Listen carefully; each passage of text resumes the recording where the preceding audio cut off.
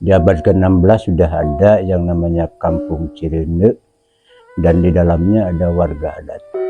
Berarti sekitar 500 tahun ke belakang itu sudah ada yang namanya Kampung Cirende.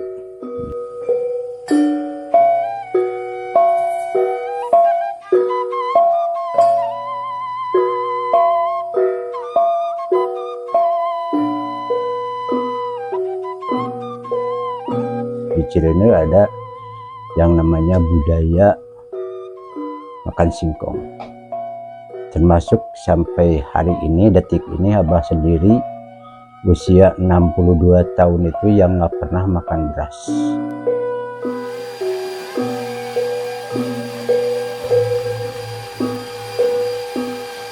Di tahun 1918 itu belum ke singkong. Ada tenggang waktu 6 tahun, 1924 baru ditemukan singkong sama sesepuh adat perempuan, ya sampai sekarang. Mungkin sampai hari ini 106 tahun masyarakat adat yang nggak pernah makan beras. Alasannya sederhana, yang penting masyarakat bisa tetap makan, mengisi perut.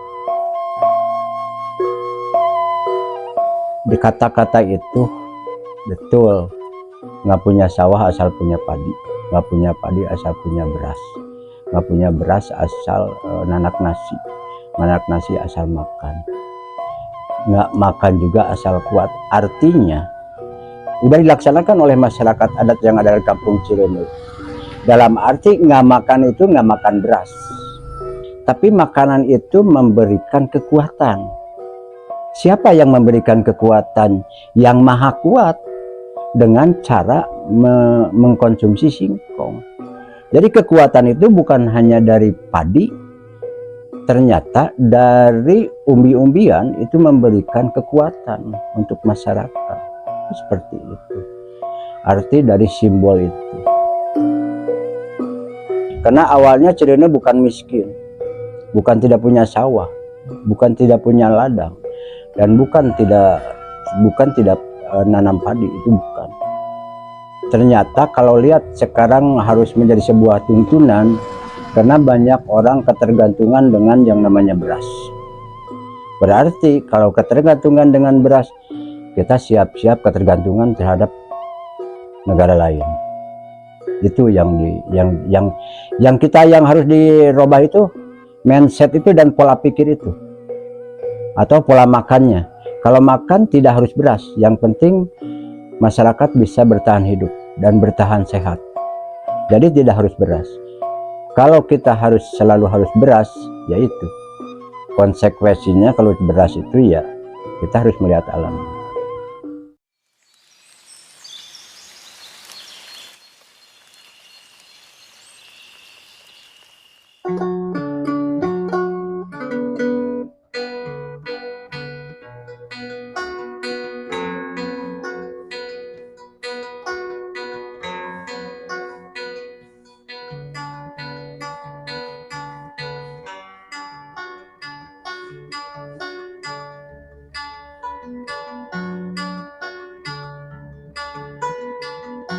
Di waktu 1900-an itu memang zaman-zamannya Romusa atau kerja paksa kayak gitu. Jadi memang membutuhkan bahan pangan yang banyak gitu. Makanya Cirende juga kena imbasnya dulu itu. Dan 1918 para sepuh itu menggagas tujuannya ingin merdeka lahir batin, dan dalam istilah bahasa Sunda itu nenden kersanyai. Karena kersanyai ini disimbolkan adalah Dewi Sri atau Dewi Pohaci. 1924 itu baru ditemukan teknologi pengolahan beras singkong.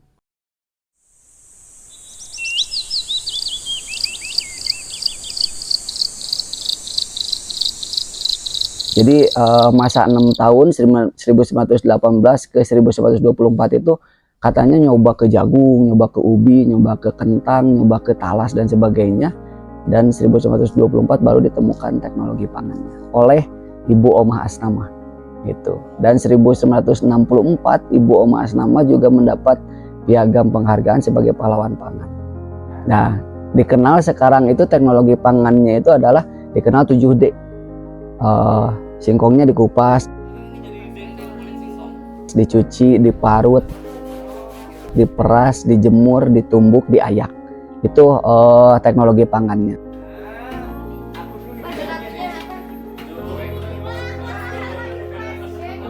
Tunggu jemurnya itu selama 2-3 hari kalau cuacanya bagus.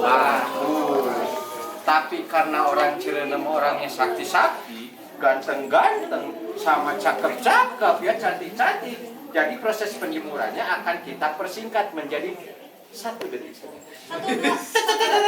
Nah, udah kering. Itu sampai ke beras singkong, tahapan menjadi beras saja.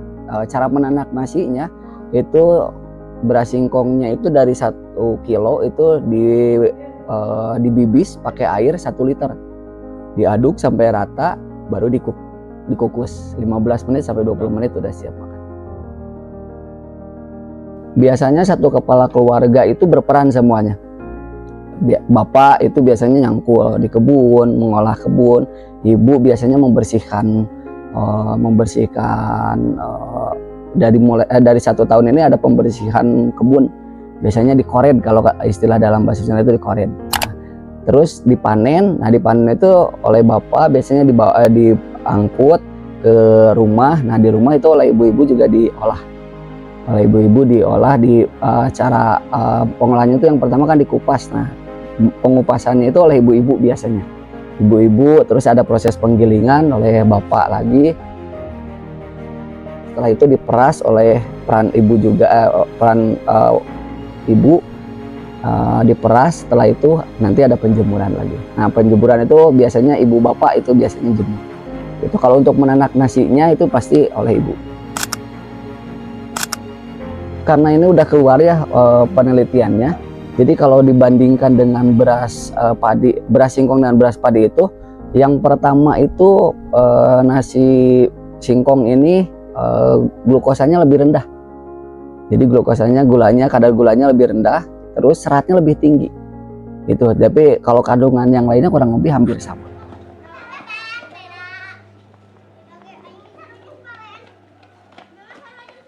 Jadi jarang anak-anak muda yang mau bertani sekarang. Itu jadi sekarang itu yang bertani itu kebanyakan orang tua. Itu mungkin kendala yang terberat hari ini gitu.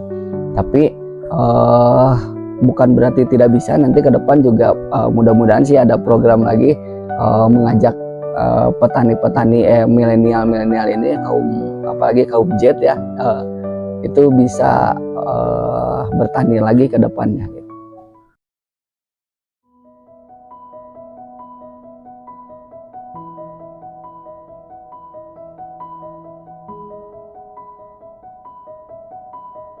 Setelah tadi menjadi beras singkong itu karena di Kampung Cirende ini ada UMKM, ada yang mengolahnya adalah masyarakat adat Kampung Cirende. Jadi ada ibu-ibu yang membuat kue-kue seperti egrol, kecipir, dendeng kulit singkong, terus ada cireng dan sebagainya. Itu mereka mengolah di tempat pengolahan. Nah, jadi dari petani ini biasanya mereka membeli bahannya, UMKM ini membeli bahan dari petani. Baru dari sana itu kita punya toko kecil di UMKM-nya juga. Biasanya yang pembeli itu datang ke Kampung Cirende. Jadi kami tidak menyimpan produk kami itu dititipkan di toko-toko yang lain. Jadi kami hanya menjualnya di tempat kami di UMKM ini. Gitu. Ya, yang panjangnya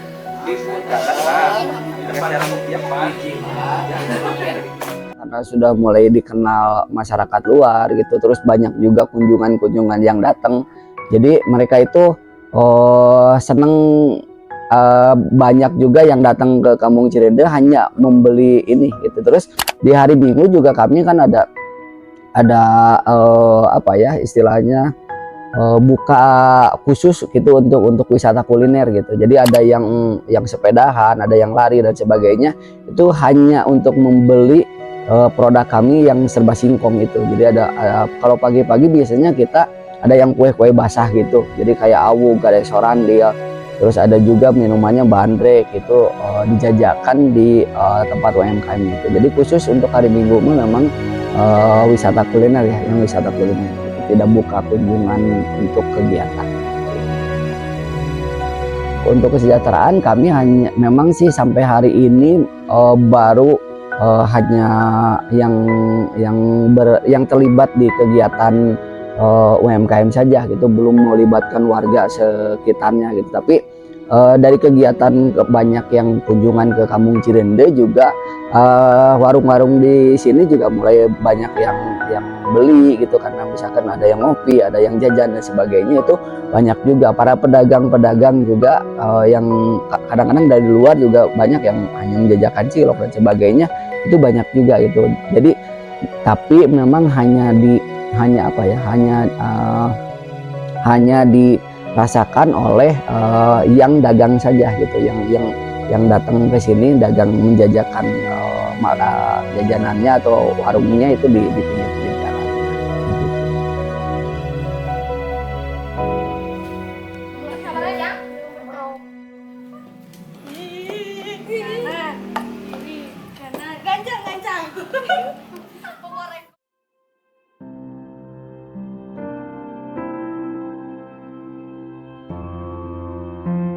Untuk kampung adat Cirende atau secara keseluruhan untuk kampung Cirende ya tetap harus dekat dengan alam, tetap menjaga lahan pertaniannya, tetap mereka merubah mindsetnya, pola pikirnya, pola makannya. Jadi tidak harus beras untuk masyarakat semua. Tetap singkong juga akan memberi kehidupan dan layak dari segi ekonomi. Mungkin Cirende banyak perubahan tentang hanya menjadi seorang petani di masyarakat adat, karena di sini tidak tertutup seperti saudara Abah yang di Bali.